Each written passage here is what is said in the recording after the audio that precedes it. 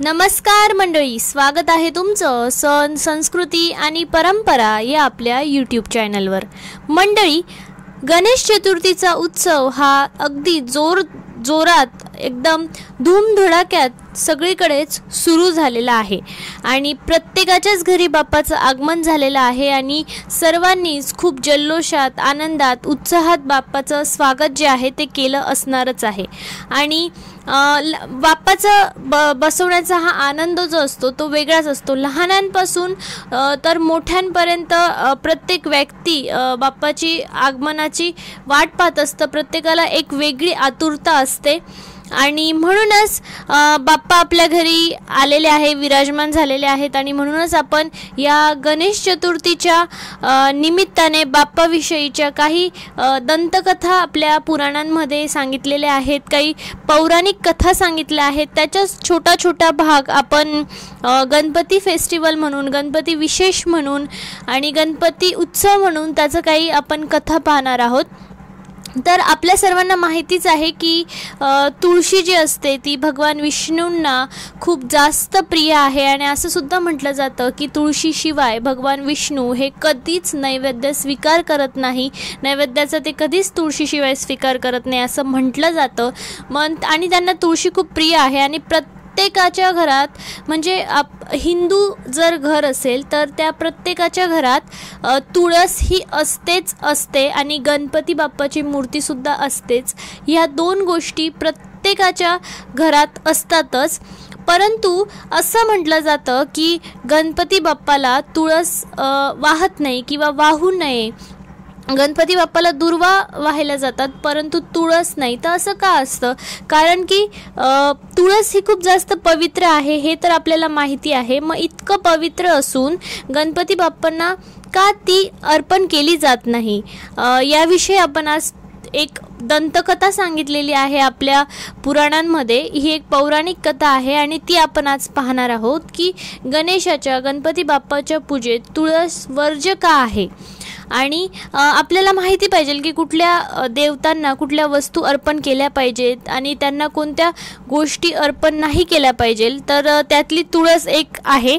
चला तर मंडळी मग पाहूया की गणपती बाप्पाला तुळस का अर्पण करू नये किंवा का वाहू नये आणि गणपती बाप्पाची आणि तुळशीची ही काय कथा आहे ती आपण आज पाहणार आहोत। पण त्याआधी जर तुम्ही आपल्या सण संस्कृती आणि परंपरा या यूट्यूब चॅनलला जर सबस्क्राईब केलं नसेल, चॅनलवर नवीन असाल तर आत्ता लगेचच चॅनलला सबस्क्राईब करा, कारण आपल्या चॅनलवर असेच आपल्या मराठी संस्कृतीशी, परंपरेशी आणि सणांशी निगडीत असलेली संपूर्ण माहिती आपल्या चॅनलवर नेहमी येत असते। त्यामुळे चॅनलला सबस्क्राईब करायला अजिबात विसरू नका। समोर दिलेल्या बेल आयकॉनवर सुद्धा क्लिक करा, म्हणजेच मी कुठला नवीन व्हिडिओ टाकला की त्याची नोटिफिकेशन तुम्हाला लगेचच मिळेल। आणि आपल्या चॅनलवरचे व्हिडिओ जर तुम्हाला आवडत असतील तर ते जास्तीत जास्त शेअर करा आणि व्हिडिओला लाईक करायला सुद्धा अजिबात विसरू नका।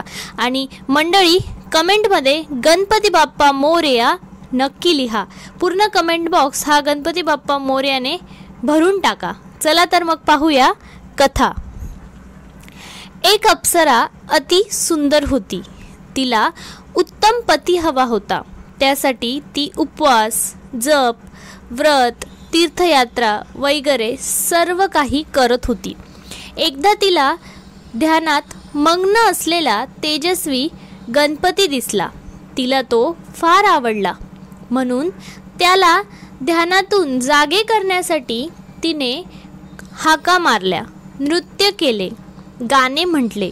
शेवटी गणेशाची समाधी जी आहे ती भंग पावली। गणपतीने डोळे उघडले तेव्हा त्यांना ती अप्सरा दिसली आणि गणपती बाप्पा तिला म्हणाले, हे माते, माझ्या ध्यानाचा भंग तू का करत आहेस? आणि मग त्यावर ती अप्सरा बाप्पाला म्हणाली, मला तू फार आवडला आहेस, मला तुझ्याशी विवाह करायचा आहे।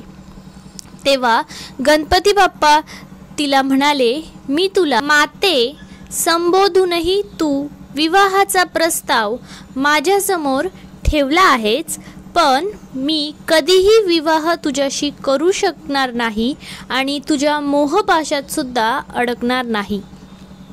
त्यावर ती अप्सरा म्हणाली, माते संबोधून तू माझ्या भावना दुखावल्या आहेस.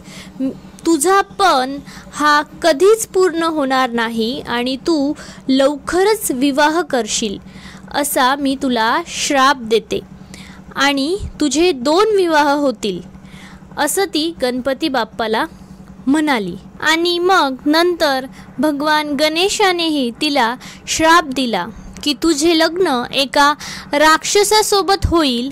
आणि हे ऐकून तुळशीला खूप जास्त वाईट वाटले आणि तिने भगवान गणेशाची माफी मागितली. तेव्हा गणेश तिला म्हणाले की तुझे लग्न शंखचूर्ण नावाच्या राक्षसाशी होईल, पण तू रोपाचे रूप धारण करशील. माझ्या श्रापामुळे तू पृथ्वीवर एक रोपटं बनून राहशील. आपले स्वातंत्र्य जाणार या विचाराने अप्सरेला खूप जास्त पश्चाताप झाला. ती म्हणाली, मला क्षमा करा. विवाहाच्या याचनेने मी इकडे आले होते. माझ्यावर अन्याय होऊ देऊ नकोस. गणपती म्हणाला, माते, मला हा श्राप परत तर घेता येणार नाही, परंतु तुझी इच्छा पूर्ण करण्यासाठी खुद्द श्रीकृष्ण तुझ्याशी विवाह करतील व तू सुखी होशील. ती अप्सरा पुढे तुळस बनली. घराघरात मानाने राहू लागली व दरवर्षी तिचा विवाह गोपाळ कृष्णाशी लावून देण्याची प्रथा पडली. आणि तसे असले तरी गणेशाने तुळशीचा स्वीकार केला नाही. गणपती बाप्पा तिला म्हणाले, कलियुगात तुळशीचे जीवन आणि मोक्ष देणारी असे नाव ठरेल, पण तुझा वापर माझ्या पूजेत करणे हे निषिद्ध असेल आणि त्यामुळे गणपती बाप्पाच्या पूजनेत तुळशीचा वापर हा केला जात नाही. तुळस वनस्पती हिंदू धर्मात सर्वात पवित्र वनस्पती मानली जाते. हे पूजेच्या साहित्यात वापरले जातात. तुळस ही भगवान विष्णूंची आवडती आहे. तुळशीशिवाय त्यांची पूजा अपूर्ण मानली जाते. परंतु भगवान श्री गणपतीला गणेशाचं जेव्हा आपण पूजन करत असतो तेव्हा ती गणेशाला अर्पण केली जात नाही आणि म्हणून तुळशी ही गणपती बाप्पांना अर्पण करत नाही. गणेशाने तुळशीचा स्वीकार केला नाही, परंतु श्रापातून उपश्राप देत तिचा उद्धार केला आणि या कारणामुळेच गणपती बाप्पाला दुर्वा वाहिल्या जातात, पण तुळस नाही. आणि या पौराणिक कथेबरोबरच आपण एक विचार केला तर आपल्या सहजच लक्षात येईल की गजाचे मुख म्हणजे हत्तीचे मुख, त्यासाठी तुळशीपेक्षा दुर्वा अधिक औषधी आहेत. तर मनुष्यासाठी दुर्वांपेक्षा तुळशी ही अधिक औषधी असल्याने तुळस ही कृष्णाला, देवीला, विष्णूला या मानवी स्वरूपातील देवांना अर्पण केली जाते, तर बाप्पाला दुर्वांची जुडी वाहिली जाते. म्हणून तुम्ही सुद्धा या गणेश चतुर्थीच्या उत्साहात बाप्पाला तुळस वाहू नका, परंतु बाप्पाला प्रिय असलेल्या आणि आवडणाऱ्या दुर्वा मात्र बाप्पाला नक्की अर्पण करा. आणि सर्वांनी आनंदाने, प्रेमाने, भक्तिभावाने बोला, गणपती बाप्पा मोरया. मंडळी, तुम्हाला आजचा हा व्हिडिओ कसा वाटला, माहिती कशी वाटली मला कमेंट करून नक्की सांगा. आपल्या सण, संस्कृती आणि परंपरा या यूट्यूब चॅनलला सबस्क्राईब करायला अजिबात विसरू नका. जास्तीत जास्त व्हिडिओ लाईक आणि शेअर करा. आणि हा व्हिडिओ तुम्ही शेवटपर्यंत पाहिलात त्याबद्दल तुमचे खूप खूप धन्यवाद. पुन्हा भेटू अशाच छान नवीन माहितीसोबत. तोपर्यंत सर्वांना जय महाराष्ट्र.